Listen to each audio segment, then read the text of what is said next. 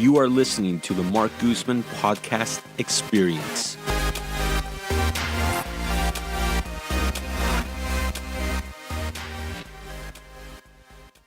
So I have to say, I love doing this podcast. Every single episode is different.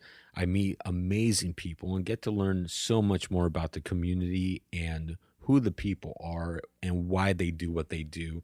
I get to learn about the passion and why communities like the city of Richmond is about the city of pride and purpose. So my next guest here, we had a really great time. So she's a solo winemaker. She's in a co-op with three other winemakers. I interviewed one of the other winemakers on a previous show, and I have to say their wines are amazing and completely different from each other. And I'm really excited to really showcase this guest here on the show and also showcase their wine. And so please check them out. We mentioned the wine, the website, everything later on in the podcast. It's also in the description. But this was a very educational episode in that it gives you insight into how a different winemaker makes their wine. And if you listen to the various episodes I've had on the podcast with different winemakers, is that they all explain winemaking a little bit different. It's very artistic and they're all very passionate and love what they do, and it definitely shows in their wine. I'm excited to get this episode started and hope you enjoy. I want to start off by saying patience is a virtue, which is a phrase we've all heard at some point or another. But my guest today, it is a basis for her winemaking process.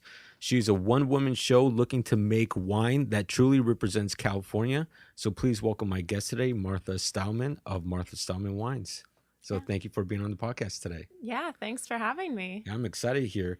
Now, you're in the same co-op as Noel Diaz, correct? Yes, and I heard that you interviewed him as well. Yeah, he was here a few weeks ago, and it was funny because I had reached out to the two of you, I believe on Instagram, and without knowing that the two of you were in the same co-op. So it's just pure coincidence, and it's funny, and I'm glad. I know he's good people, and I'm excited to have you here on the podcast. Yeah, we were both really excited. Right before he came into the studio, he was saying, oh yeah, I'm going to do this podcast, and we realized it was going to be the same one. So, hopefully I'll just get to expand on some of the ideas because we have a very similar philosophy with winemaking. Yeah, and I remember when I reached out to you, you had mentioned that you were about to start or you were in the middle of harvest. Correct? Yeah. We started harvest. It was early August. So we moved into a new facility in Richmond near the water, down near the marina, which is nice because it's nice and cool for winemaking. So we moved in the 1st of August. We started harvest, a week or so after, which means that grapes were actually being picked and brought into the winery. And I just finished up my last kind of putting the wines to bed, as I like to call it, last night. So that's kind of, it's a long haul. It's about a good 3-month, intense work program, but really fun. So my girlfriend and I, we toured, we went to the facility and we met Noel there. We toured. Oh, great. And I don't know if I don't remember seeing you there. And I wish, if you were there, I would have, said hi or something. And yeah, it's pretty funny. Yeah. Now, you brought a couple wines here. So what do we have here today? I brought 2 wines. So both are majority, one's majority Carignan with a bit of Zinfandel. So 60% Carignan and 40% Zinfandel. And that's a rosé. It's an aged rosé, which is fairly uncharacteristic of rosé wines. But I'm excited to show it to you guys today, and I think it'll be a really interesting counterpoint because I know a lot more people are drinking rosé these days. So this is, rosé, there's a wide variety and a wide spectrum of styles. So yeah, I've definitely noticed a lot of people that are getting into wine staying away from the very heavy dark reds, cabs and merlots, and they're going more toward rosé. I mean, my sister and her boyfriend, that's all they drink. Yeah, there's a huge shift going on right now, and I think a lot of it has to do with the way we eat nowadays. So we're eating, we're not just eating heavy foods all the time. So cuisine's lightened up and we eat, across the globe. We're eating a lot of different foods that have spice maybe, or, pungency or fermented things. And so I think these lighter wines just go so well with that food. And, it's a little more fun. You can open a bottle and it doesn't seem like such a serious event, when Yeah. when the wines are a little more light bodied. So Okay, and then the red wine here yeah. that we have. Yeah, so that is a light-bodied red. It's Carignan as well. It's a 2015. So the rosé is a non-vintage, which is a blend of 14 and 15. And then the Carignan's 2015. And both get about, the red gets about 18 months in barrel aging. So both are aged wines, which goes back to the whole patience is virtue Yeah. thing, because you got to wait for these guys. So I'm excited because many people, when they get into wine, and even people that have been drinking wine for so many years, they only know Merlot, the Zinfandel, Cabernet, a lot of the standards. Yeah. Many people do not hear of Carignan. Yeah, Carignan's been hiding in the shadows. So it's been around in California since as long as Zinfandel has. It was one of the early grapes brought over by Europeans when grapes were first being planted in California. So even pre-Prohibition, we're talking, mid 1800s, late 1800s, and early 1900s. And these particular wines I brought today, the vines were planted just after World War II. So, not pre-Prohibition, but still have, around 70 plus years of age for the vines. Wow. So, yeah, Carignan, it's usually been used as a blending grape traditionally, and that's how it was used in Europe mostly. But I think a lot of people in California are starting to realize that it has a lot of potential and it does really well here, and it should be showcased on its own. Yeah, some of my favorite bottles lately have been Carignan, and so I'm Yeah. excited to try yours here. Yeah, it's great. It's fresh and spicy. It can have a little more weight to it, but still generally medium bodied, and has really nice acidity, which keeps it fresh. So how did you start and get into winemaking?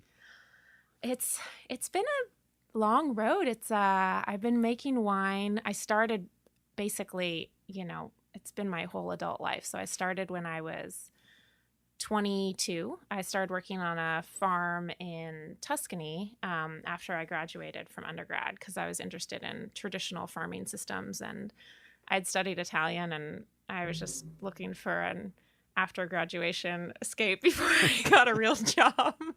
So I volunteered on this farm, and they gave you room and board.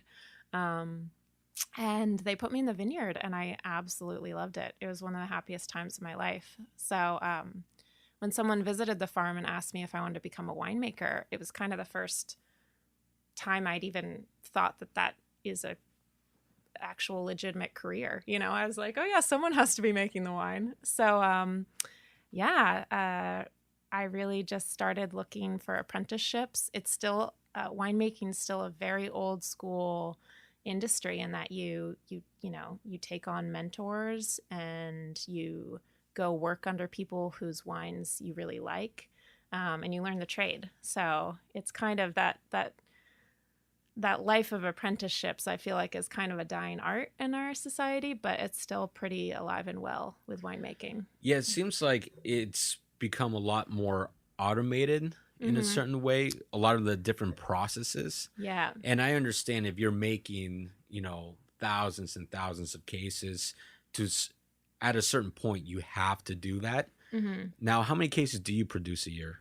So I just bumped up to 2,700 cases, which is still teeny tiny in the grand scheme of things, but it's a lot bigger for me. I was working as an assistant winemaker while I was getting my business up and running, so from 2014 to 17. So this year was the first year I've been totally on my own and could make a little bit more.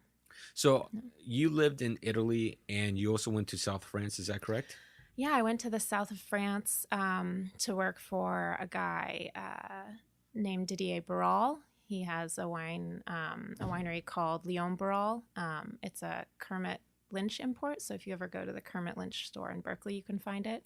Really delicious, kind of meaty, wild reds from the south of France. And he did a lot of work with heritage cattle and other things in the vineyard, which I thought was really interesting. So that's a long-term goal of mine, is to try to figure out ways to supplement vine growing with other forms of agriculture in ways that make sense. So creating more ecosystems. So we don't basically have as much waste. We compost our grape must, so basically the used grape skins, but we could potentially, put them back in the vineyard, use them as animal feed. I would feed them to the pigs at this place in south of France, and and then you get manure from the animals. So it's a lot more of a complete system. Okay. So Circle of life. yeah, Really. exactly. So yep, I dig that. You'll notice that throughout the conversation. Now, you were born and raised in California. Yeah, yeah. I was born fairly close to here in Larkspur, Marin General, but we moved up to Sebastopol when I was really little. So kind of lived out in the country most of my life, and then traveled a lot, doing these basically apprenticeships for room and board and trying to learn the trade. And before I came back to California in 2013. Okay. Now, did you get into winemaking right away when you got back to California, or did you end up finding another mentor here too? It's been winemaking pretty much since I have had a job. So yeah, after that initial bit in Tuscany, I came back to California and found, worked at a little bit of a larger winery, but still very kind of human aspect of winemaking. So, winemaking runs a spectrum from very industrialized to very small, craft, just like anything else. But yeah, I started working at a place called Chalk Hill and found one of the few actually women winemakers at the time back in 2007, and she was a great mentor for me. So after that, it was kind of solidified that yes, this is something I want to do for the rest of my life. So, That's awesome. yeah. Yeah. Now, you're a one-woman show. Yes. So you literally do everything. Everything. Everything. Wow. Which is, speaking of sustainability, not So you're working a lot of hours. Then. Yeah. This is my life, and there are times, like with anything, you get tired, but I never feel any sense of regret that this is what I decided to do. Mostly I just, there's days where you feel like, oh man, I had a few 30-hour days during harvest, which is just insane. All you want to do is sleep. But then they're punctuated with these other moments of creativity, and you see this vineyard and you think, oh man, this is this cool old vine vineyard that's not, this grape isn't popular anymore, but it was, you start reading history in California and you're like, oh, this is popular back in the 20s. I wonder, let's try to recreate something. And it's just that kind of unbridled creativity and freedom is just, it's totally worth it. It keeps you going. It is. Yeah. And it's your passion. Yeah, absolutely. So let's get into the wine itself. Yeah. And I mean, just off the nose, I love the smell of it. Yeah. So this is, for everyone who's listening who can't see, it's kind of like a onion skin, kind of copper pale pink. So the color that comes from a slow oxidation over time as it's been aging, and so it's much more of kind of a savory rosé, in that form. So and what kind of food would you pair this with? I would do it with something, kind of meatier, fishes or salad. I made a salad niçoise the other day, with things that are salty too. It goes really well with, like green olives and tuna and things like that. Okay. So.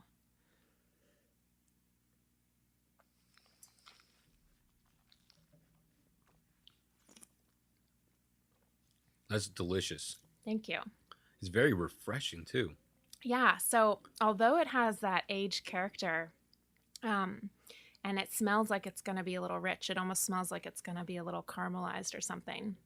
When you actually taste the wine, the acidity, so the natural acidity, and this is something that Carignan's so great for, and Zinfandel actually, is that they maintain really great acidity even in warm climates.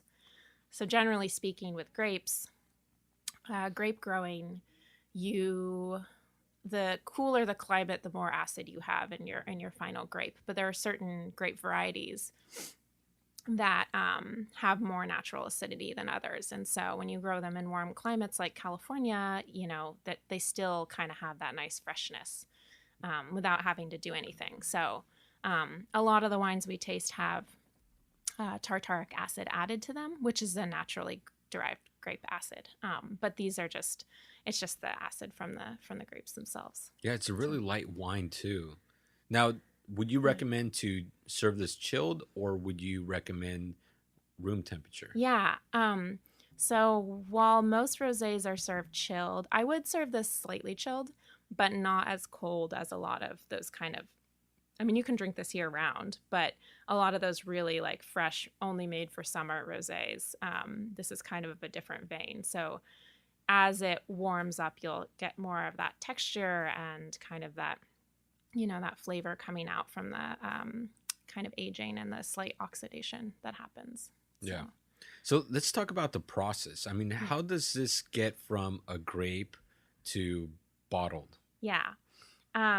So with this particular wine, I mean, it goes all the way back to first I, you know, have to find vineyards. So most of what I work with is fruit that I purchase from farmers. I do lease a small vineyard, but they they generally I found some really great farmers that are third and fourth generation that don't make their own wine. They just sell grapes. So you know, kind of corresponding with them and seeing, okay, how are things ripening, and then you the winemaker will go up and call the pick date, and this is pretty common in California.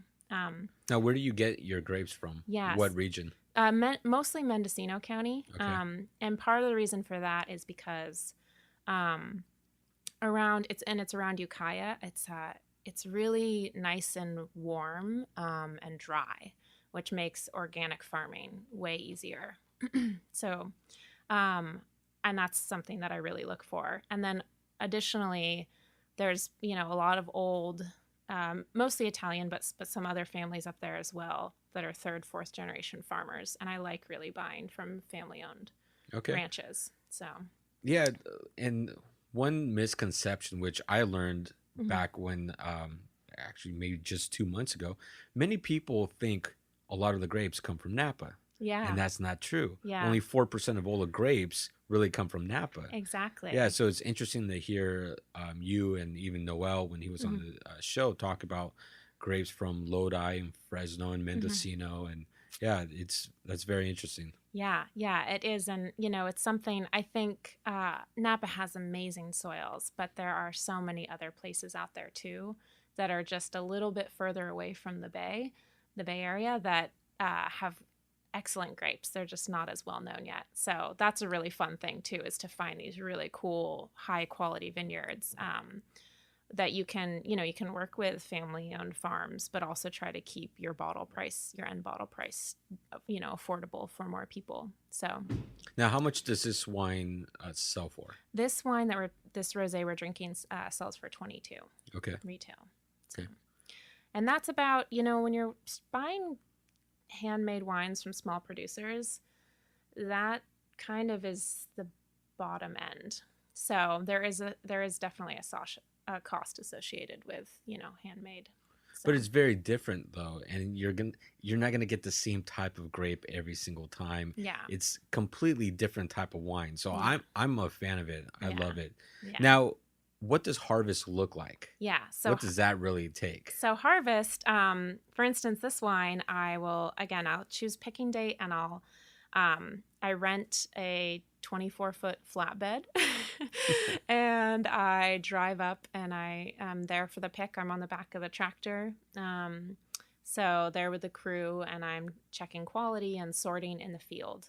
So sorting out, you know, bad bunches or mostly taking out leaves. How many hours per day do you spend doing that? That usually, so you know, the drive up there, it's usually a 6 hour drive round trip plus a couple hours to pick, and then you bring back the grapes and process. So Wow. it's a long day. And then once I get the grapes, so I do my own hauling and I get the grapes back to the winery, And then it kind of depends on, what I want to do with the wine. So with this rosé, it will go whole cluster directly into the press, so I don't pick up a lot of color.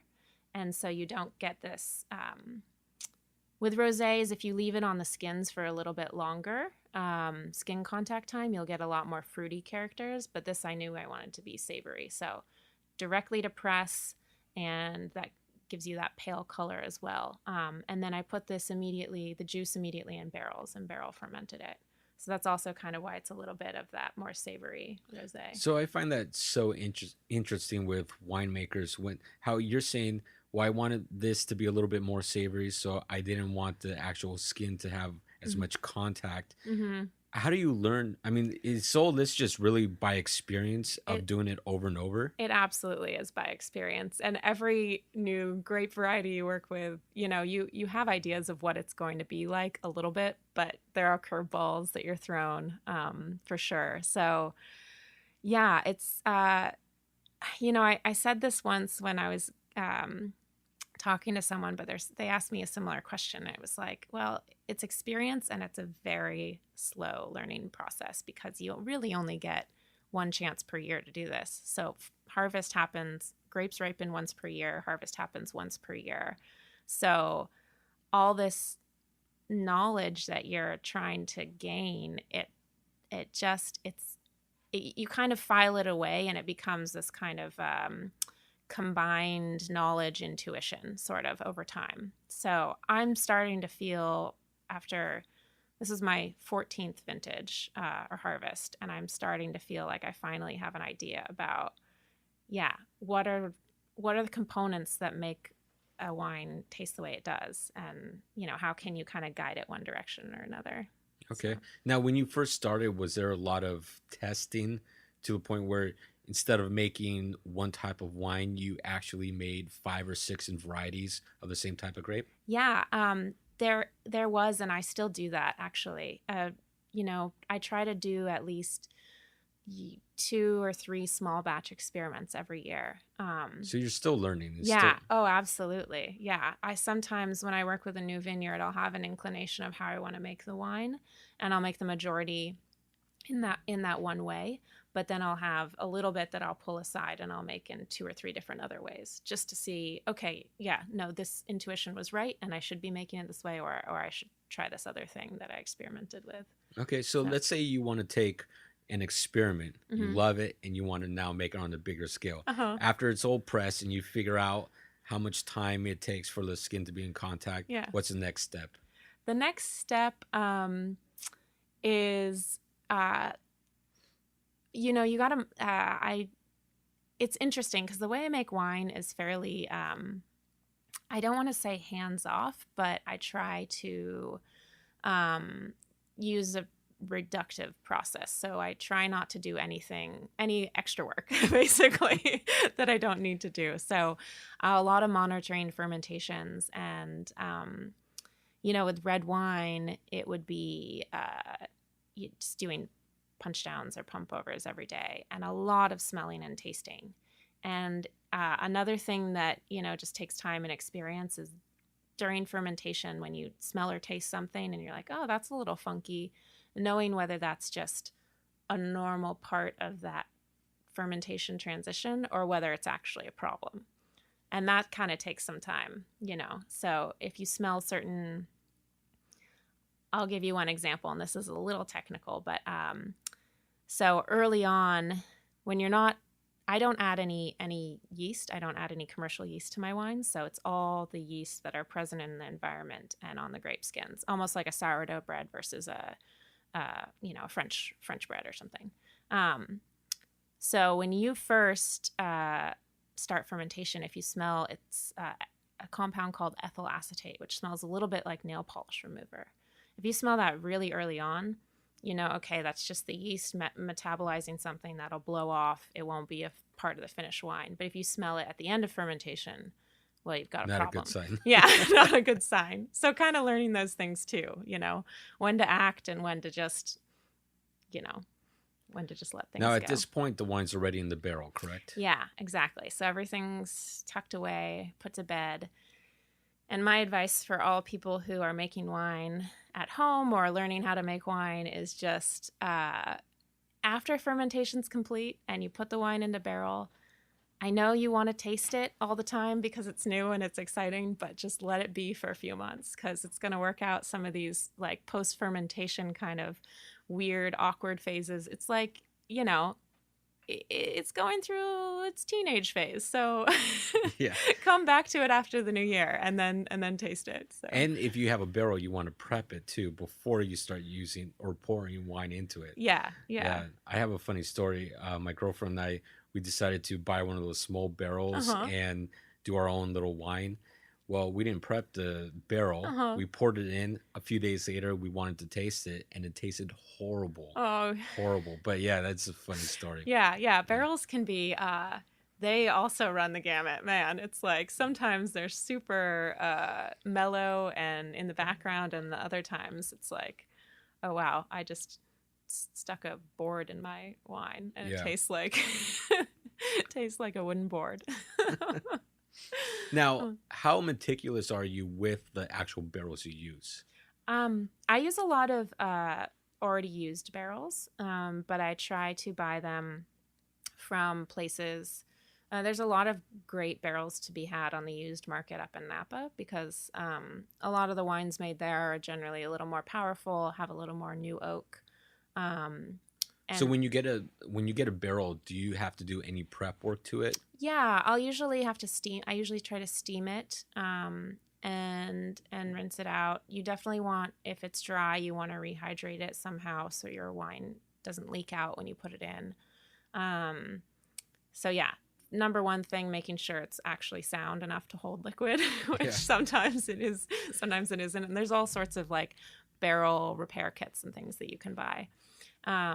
And the barrel itself can drastically change the flavor of the wine because you have different levels of toasting, and then you have ones that have built-in grooves on the inside. Now, are the grooves designed to give it a different flavor, or is it mainly to designed to hold more liquid? If it's a thing where you actually have like almost like a place where you can put something on the inside, that would actually be. If you wanted to add more oak flavor, you could put like small oak chips and things inside your barrel. Okay. But yeah, I get barrels that are just kind of more empty on the inside, standard size, which is 60 gallons, and I usually get ones that have been, I guess you could say, conditioned with wine, so they've been used for 3 or 4 years at another winery before they get to me. So most of the actual new oak flavor is gone. I use barrels more for that kind of slow oxidation that you get that helps, mature the wine and age it. So I'm looking more for like the permeability aspects than the actual oak flavor in my barrels. So, But you want to get them from a clean source. It's important. So if someone had funky wine in it or the wine was infected with, say, Brettanomyces or something, unless you want those flavors in your wine, you'd want to make sure that your barrel's clean beforehand, which is part of why I steam things. So it kind of kills any of the microbes that were there when I get them. So okay. Now, when it's ready to go from barrel to bottle, what's that process look like? Yeah. So I generally leave all of my wine on the lees in barrel. So I don't ever rack them, which is the process of taking the wine out of barrel. So all this, once you put a wine into barrel, it's still a little cloudy usually after fermentation or pressing. And over time, all those sediments will sink to the bottom, and those are the lees. And that's basically dead yeast and like small amounts of grape matter. But I leave it on that because it helps protect the wine from oxidizing. So it's kind of a natural protectant, a natural preservative to keep things on the lees. So when I'm ready to blend, I take samples of every single barrel and with the right quantities. And if I'm going to blend different lots, I'll basically just lay out all of the bottles on the table and get a little measuring cup and mix things and do kind of like a bench trial in my wine glass, and then taste it and say, yeah, I like this blend, or no, maybe we need to leave out one of these barrels, or so on and so forth. And then Um, so at that point, I rack everything off the lees into a tank and blend it all together. And usually at that point, I add a little bit of sulfur dioxide as a preservative, but very, very teeny amounts. Okay. So, Now, once it's bottled, mhm. do you age it for a few more years? That is something I currently don't do, but I would love to do because it makes a big difference. Yeah, I'm noticing. So these wines I brought in for you today were part of my last release that's now sold out, and I'm kind of waiting for my next release to come on board. But opening these wines up and tasting them now, I'm like, man, these are tasting even better than when I sold them. So a little more time in bottle would have helped. So ideally, how many years would you keep them in a bottle before you actually sell it? Yeah, I think it doesn't need to be too long depending on the wines. A lot of the wines I make, especially the reds, are a little fresher. So that could be 6 to 9 months, maybe a year bottle age before I release it. So if there's a lot of tannin in the red wine, it would be good to leave it in the bottle for, a good 2.5 years. Okay. Now, do you try to focus on using the same type of grapes and just variations of that grape, or do you um, try to find different grapes to mix up what you sell? Yeah. Again, I do a little bit of both. I kind of have so far stuck with most of what I think of California classics. The stuff that was first planted here in California. And that's, Carignans, Zinfandel. And I kind of, riff off different variations of that. But Yeah, your website says you want to focus on California wines and vineyards. Yeah. So it's a little tricky for us in California because all of the grapes we use to make wine originally came from Europe. And, so it's, there's nothing that's completely native. But I do, without being too much of a stickler about things, I do like the history and I like to kind of show it to people. And, we kind of had a big break in our wine making culture when Prohibition hit. And so it's nice to kind of try to bring back some of these traditions. Yeah, I was discussing the other day with somebody how European wines tend to go more old vintage, Mhm. and the California wines tend to go with newer vineyards. Yeah, And so just a completely different flavor Mhm. on both of those wines. I totally. mean, I opened up a French wine a few weeks ago, and as soon as you taste it, it's completely something different. You've never, especially if you're used to California wines. Yeah, California wines, we have all our wines are so fruity oftentimes. They're just full of fruit. And I feel like a lot of European wines, again, tend to be a little more savory. And Now, do you try to take some of that European, what you learned over there, and mix it into your wines? definitely, yeah, I want to be clearly a voice for California.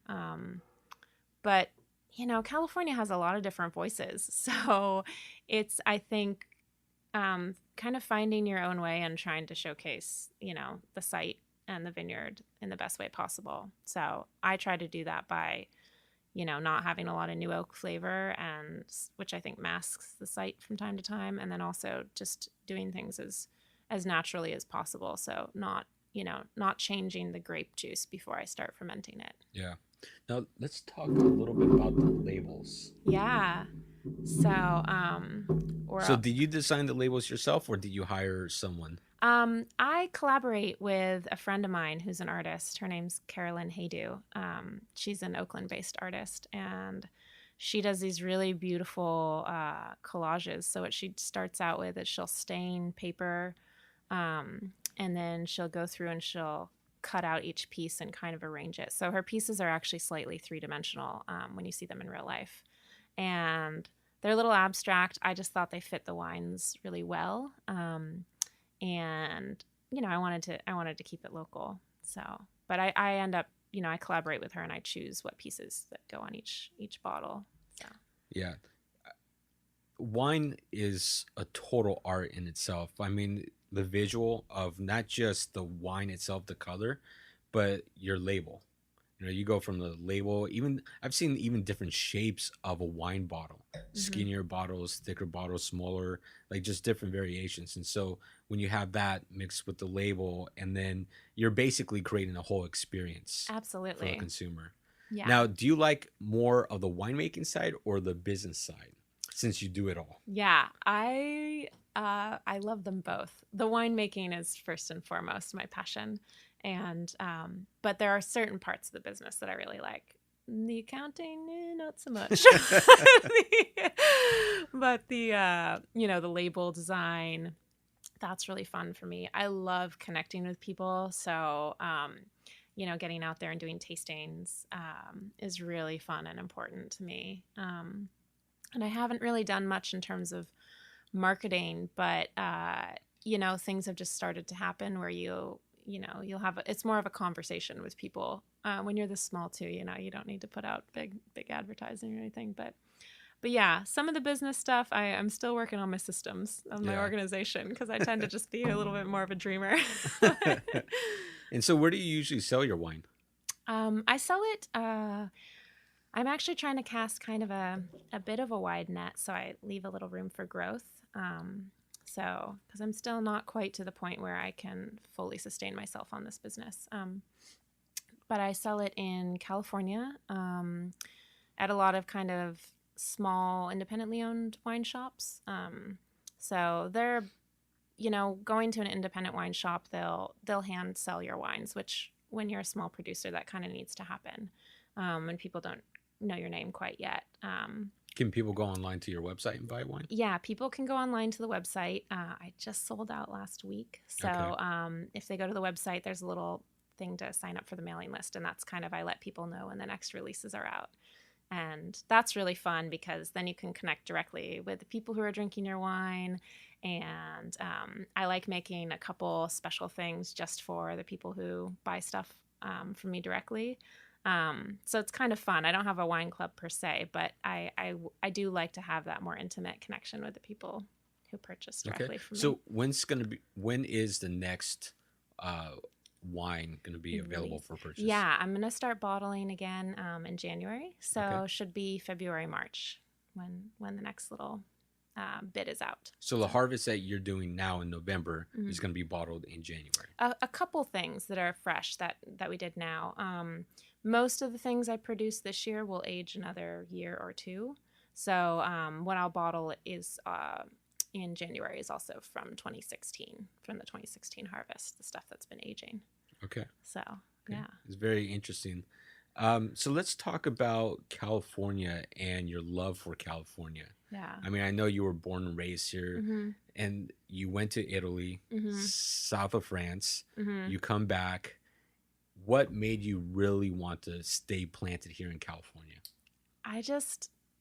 There is a feeling to the community here and to the culture here that I just haven't been able to find anywhere else. And, my family still lives around here, but also there's a little part of me that kind of wanted to come back to California to help kind of widen what was available in California. So I think when I first started making wine, there were kind of really large producers like, the people who you'd find at a lot of chain grocery stores that are making kind of more kind of recipe-based wines, I would want to say. And then there were some of these kind of really expensive craft-made wines out of Napa. But there's nothing really in between for people who, I grew up in a pretty working-class family, and I love wine and I love food, and I don't think that it should just be for the upper echelon of society. And, these wines that I make aren't, I know they're not the cheapest thing available out there, but I really try to fit into that place where, we have beautiful land here and beautiful produce, and I think the more accessible it is, the better. So that was kind of my goal coming back here. Yeah, you see a lot of people that are trending toward more craft beers, and I think you're starting to see the same with wine. Yeah. And they're not going for, and with wine, one of the biggest problems with wine is the perception of value. So a lot of the Napa wines, they sell them for $80, $100, $150 or $200, and they're like average. Hmm. There's $25-$30 bottle of wines that rival those. Yeah. Yeah. But just because they're from Napa, they can Hmm. sell it in that image, and Yeah. especially if they're leasing out someone's name Yeah. on it, right? Yeah, exactly. And I think that that's on us, like I it's part of the reason I love doing things like this podcast. So hopefully I can connect with people, because I don't I don't ever blame the consumer saying, "Oh, you guys aren't researching enough or finding." It's on us to communicate. Where these wines are, how fun they are. That they're not always for a special occasion. They're not shouldn't be intimidating at all. Um, so I think it's like you said, it'll get there. We're gonna start seeing more of it. So, where do you think someone who wants to learn more about small wineries, small winemakers that are making wines like yours, where's a good starting point to research these wines? Yeah, I think going to your local wine shop is the best place to start. Okay, and just to clarify, a Yeah. local wine shop is not Safeway, it's not Rayleigh's, Yeah, it's not exactly, not a big exactly. chain grocery Yeah. store. So, depending on where your listeners are, in the Bay Area, we're really lucky. We have a lot of really great independent wine shops. Do you have a few that you would recommend out here? Yeah, there's one called Bay Grape, and that's kind of near Lake Merritt in Oakland. Definitely worth going into. The two owners are super accessible, really excited about wine. Whether this is the first bottle you're ever purchasing, or whether you know exactly what you want when you go in there. And they're extremely knowledgeable. And you said Bay Grape. Bay Grape, Okay. yeah, right off Lake Merritt.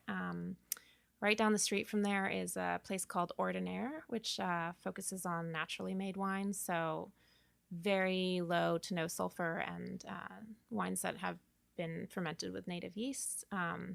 They're also really knowledgeable, and they have wines from both California and internationally.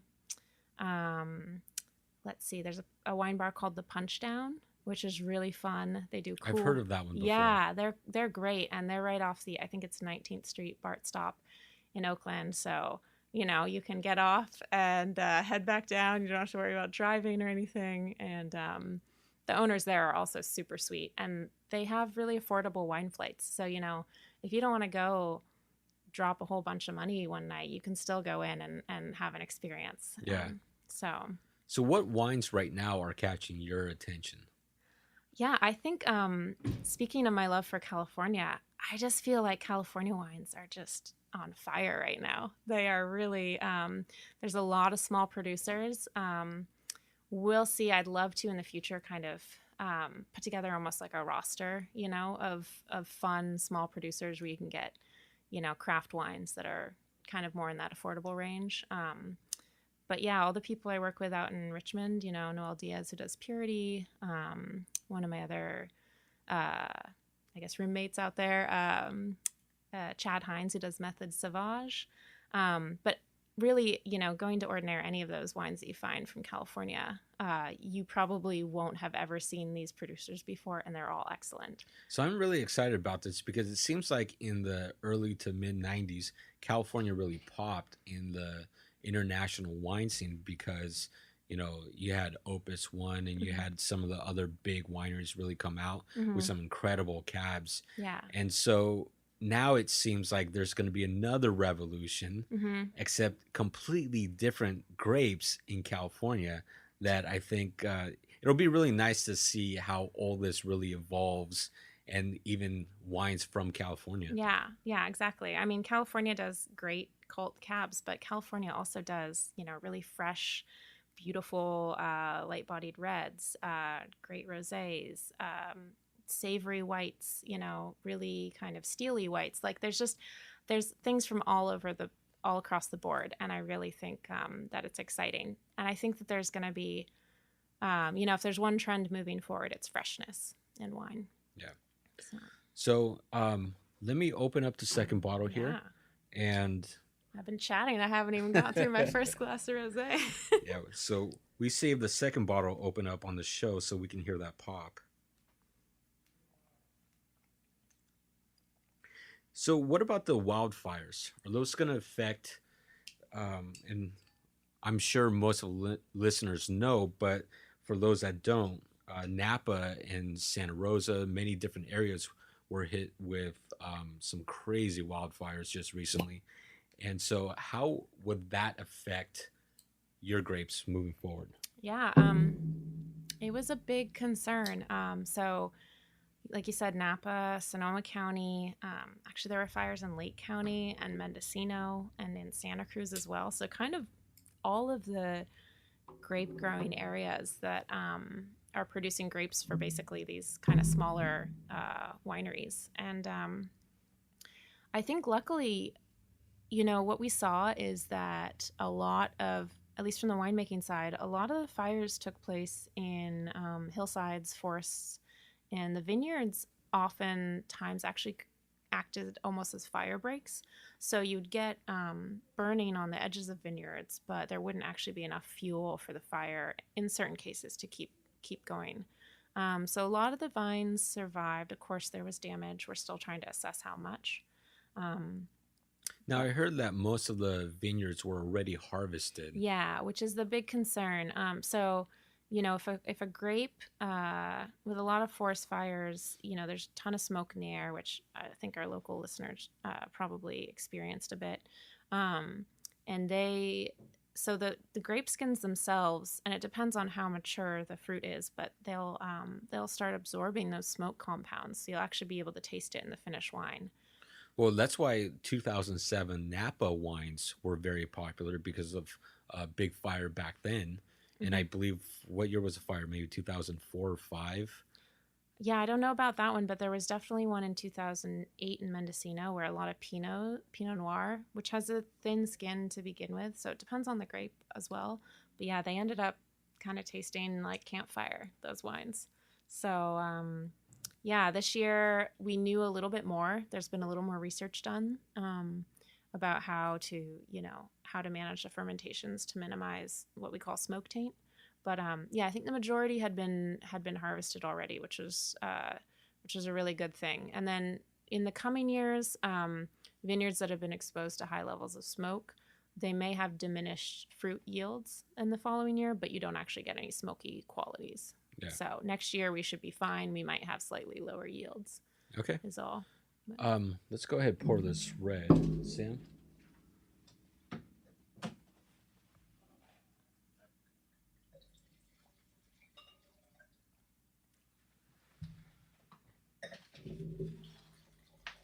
thank you.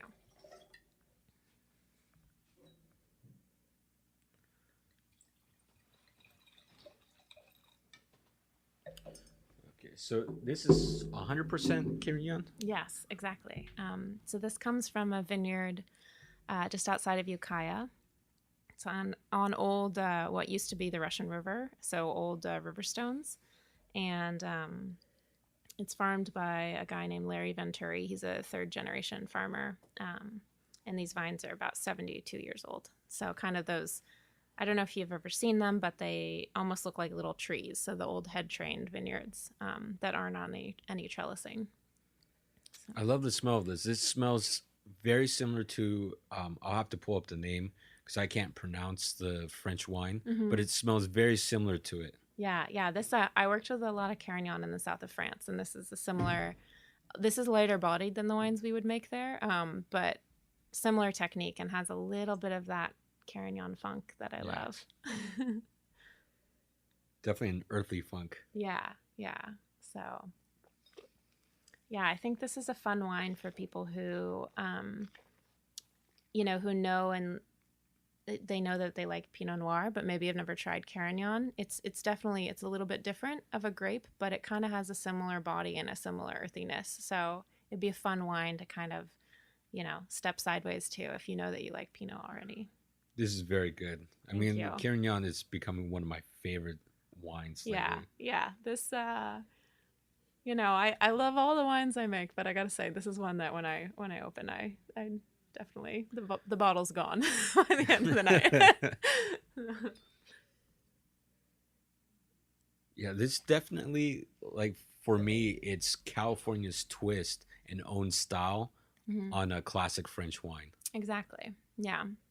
So, and the way I make this is, again, the technique I learned in south of France, but it's pretty rustic. So, um, and the way I make the wine too, I encourage a little bit of what you call volatile acidity, which is technically a fault in winemaking, but it's just it's a little bit of that kind of pungency you get that just lifts the fruit. But in too high of doses, it's not great. But you know, when you have a little pinch here or there, it's almost like a spice, sort of. Yeah. So, yeah. And this wine I bring into the winery, and I do it whole cluster, so the stems as well. So that's part of what adds to that savory character. And I foot stomp it over the course of a week, which slowly releases the sugars, and it means that the fermentation, the yeast never get moving too quickly because the sugars are kind of dosed out to them. So it keeps the fermentation cool, and the aroma is really nice and fresh. Okay. Now, I really think the community needs to work together to help you guys get a wine bar opened up down there. I agree. Because, I mean, between you, Purity Wine, and I believe there's 3 other wineries there, right? There's 5 there's total? there's 2 others, so there's 4 total. 4 There's total, yeah. Method Sauvage and Conduit Wines. Okay. I mean, Yeah. I think it'd be amazing if all of you had a wine bar where you guys can just sell your wines out of. Yeah, we're working on it. So, when we talk to the city, you guys can give us your. Yeah. You guys can say, yeah, we agree. Yeah. Now, your winery holds events, or they sponsor events. How does that work? Yeah, so since we're just getting opened, we are working towards doing more regular events. We just had our first event, and it was for it was a benefit for UndocuFund for the fire relief efforts, and the money went to those who don't qualify for FEMA assistance. And yeah, it went really well. We poured wine, we had a local food truck, local musician played. So it's just kind of a big open house where people hung out and ate and drank. And we'd love to do some more things like that in the future. So once we start getting the space a little more set up for it. Yeah. Yeah. And then, so where do you see your wine going in the next 5 to 10 years? Yeah, I would love to. I'd love to kind of continue with a lot of the wines I'm making, and then kind of have those core wines that people drink and they're like, oh, those are Martha Stewman wines. But then always have some experimentation happening, some one-off bottlings that maybe happen during one vintage and are never seen again, just to kind of keep things interesting. I love being in the Bay Area. I would eventually like to, like I said, I lease one vineyard, and so kind of set it up as more of a way for people to learn about sustainable vineyard practices. I think that's really important in California. Now, I know before we started recording here that you mentioned right after the podcast you're headed up to Oregon, but do you see yourself one day maybe getting grapes from Oregon or even Washington State? Yeah, I was an assistant at a place once where we got grapes from Oregon, and we got some Gamay. It was really interesting. But for me, I'm going to try to keep things as local as possible, just because, basically the energy spent hauling the grapes down is, you get too far away. The furthest away that I've made wine for myself was I got grapes from a vineyard at the base of Mount Lassen, which was pretty cool.